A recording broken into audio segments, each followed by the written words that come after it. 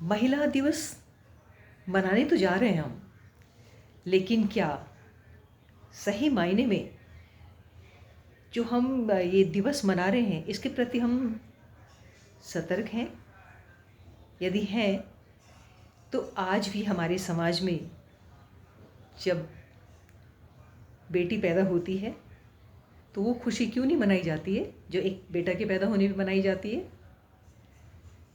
इसी प्रश्न पर मैं आज अपनी कुछ पंक्तियाँ प्रस्तुत कर रही हूँ, जो कि एक समाज सेवी होने के नाते मुझे हर रोज़ लगभग सुनाई देती हैं। तो ये है बेटी का प्रश्न।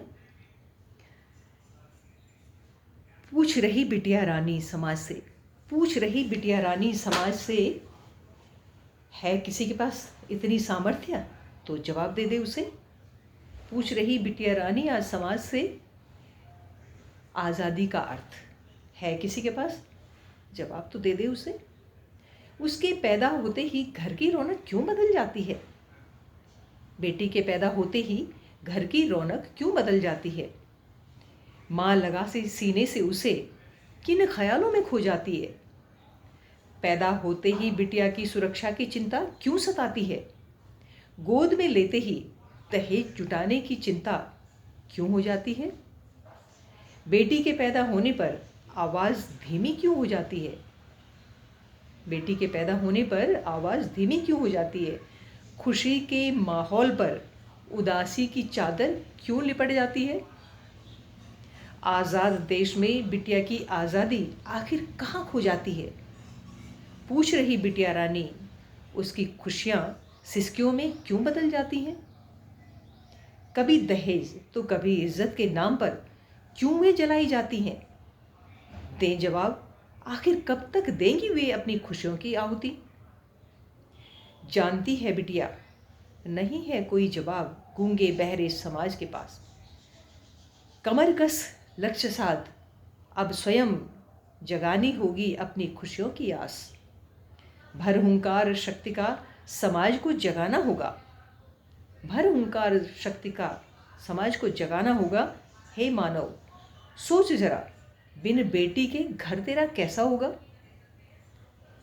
गर्भ में संतान को संस्कारों, गर्भ में ही सोचें, गर न होंगी बेटियां तो सृष्टि चक्र कैसे चलेगा? गर न होंगी बेटियां तो सृष्टि चक्र कैसे चलेगा? करना होगा उपाय स्वयं माँ को, अब करना होगा उपाय स्वयं माँ को ही अब जागृत होना होगा। गर्भ में ही संतान को संस्कारों से पोषित करना होगा। पास संस्कार देवत्व के फिर न कोई कुसंस्कारी पैदा होगा। बचपन से ही पोषित संस्कारों से फिर न कोई राह भटकेगा। ऐसे सभ्य समाज में तब न बेटियों की असुरक्षा का भाव होगा, असुरक्षा का भाव पैदा होते ही समाप्त हो जाएगा, क्योंकि हर बालक जो भी पैदा होगा वो संस्कारी होगा। तो आज डर किससे है? बेटों से। बेटियां डरती किससे? बेटों से ही डरती है ना। उनके साथ जो भी जघन्य अपराध होते हैं वो बेटों के द्वारा होते हैं। तो यदि माँ जागृत हो जाए और गर्भ में ही उसे संस्कार अच्छे देने शुरू कर दे तो कोई भी कुसंस्कारी बेटा पैदा नहीं होगा और फिर बेटियों की असुरक्षा का भाव भी खत्म हो जाएगा। देनी होगी तालीम बेटे को, देनी होगी तालीम बेटों को ऐसी कि शादी के लिए वो न बिकेगा। बन स्वाभिमानी स्वयं वो, बन स्वाभिमानी स्वयं वो, दहेज रूपी नागिन का बहिष्कार करेगा। ऐसे समाज का निर्माण स्वयं नारी को ही करना होगा। ऐसे समाज का निर्माण स्वयं नारी को ही करना होगा।